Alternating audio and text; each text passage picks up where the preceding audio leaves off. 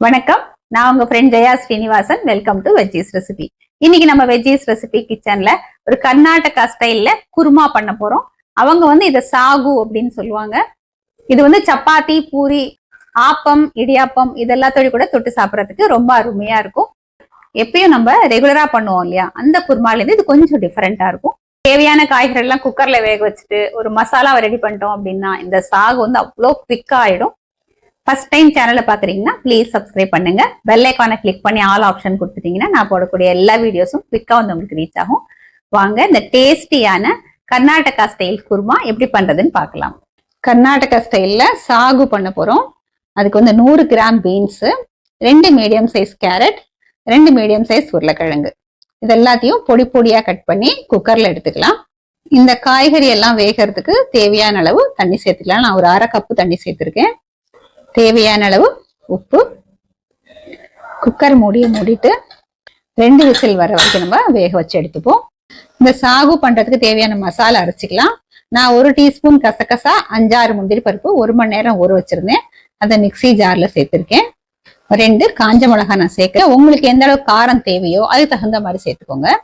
1 table spoon பொட்டுக்கடலை. பொட்டுக்கடலைக்கு பதிலா முந்திரி பருப்பே ஒரு 10 கூட நம்ம சேர்த்துக்கலாம். ஒரு சின்ன பீஸ் பட்டை, 2 கிராம்பு, 2 ஏலக்காய் சேர்த்துக்கலாம். 5 டேபிள் ஸ்பூன் தேங்காய் துருவல். தேவையான அளவு தண்ணி சேர்த்து நல்லா ஃபைன் பேஸ்டா நம்ம அரைச்சி எடுத்துப்போம். சாகு பண்றதுக்கு ஸ்டவ் ஒரு கடாய் வச்சிருக்கேன். 1 டேபிள் ஸ்பூன் எண்ணெய் சேர்த்துப்போம். எண்ணெய் சூடானது ஒரு சின்ன பீஸ் பட்டை, 2 ஏலக்காய், 2 கிராம்பு, ஒரு மசாலா இலை சேர்த்துக்கலாம். லேசா வதக்கி விட்டுப்போம். ஒரு மீடியம் சைஸ் வெங்காயத்தை பொடியா கட் பண்ணிருக்கேன், இதுவும் சேர்த்துக்கலாம். இந்த வெங்காயம் நல்ல கண்ணாடி பதம் வர்ற வரைக்கும் நம்ம வதக்கிக்கணும். வெங்காயம் பாருங்க நல்ல கண்ணாடி பதத்துக்கு வதங்கியாச்சு.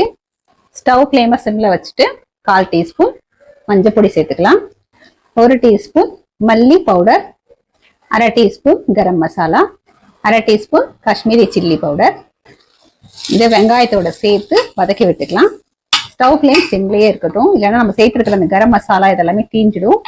இதுல நம்ம அரைச்சிருக்கிற இந்த தேங்காய் விழுது சேர்த்துருவோம். மிக்சி ஜார்ல கொஞ்சமா தண்ணி சேர்த்து நல்லா கலந்து இதுவும் ஆட் பண்ணிக்கலாம்.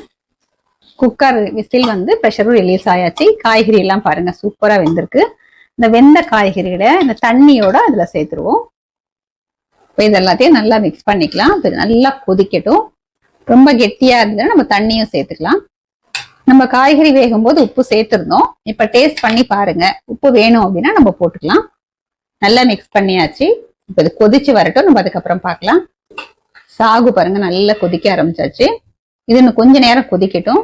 நடுவில் இந்த மாதிரி நல்லா மிக்ஸ் பண்ணி விட்டுக்கணும். பாருங்க நல்லா கொதிச்சாச்சு. ஒரு தடவை மிக்ஸ் பண்ணி விட்டுட்டு நம்ம ஸ்டவ் ஆஃப் பண்ணிக்கலாம். ஃப்ரெஷ்ஷா கட் பண்ண கொத்தமல்லியை கொஞ்சம் தூவிப்போம்.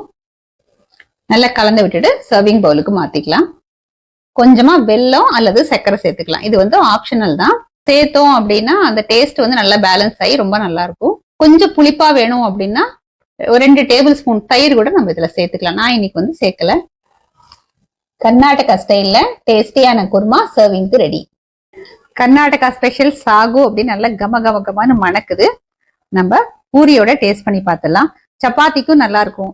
இன்னும் கொஞ்சம் நம்ம தண்ணியா பண்ணிட்டோம் அப்படின்னா இந்த ஸ்பாஞ்சு தோசை சொல்லுவோம் இல்லையா, கொஞ்சம் திக்கா பண்ணுவோம் இல்லையா, அதுக்கு தொட்டு சாப்பிட்டாலும் நல்லா இருக்கும். ஆப்பத்துக்கும் சூப்பரா இருக்கும். இப்ப நம்ம பூரியோட டேஸ்ட் பண்ணி பார்ப்போம். பூரி நல்லா சூடா இருக்கு. பூரியோட அட்டகாசமா இருக்கும்.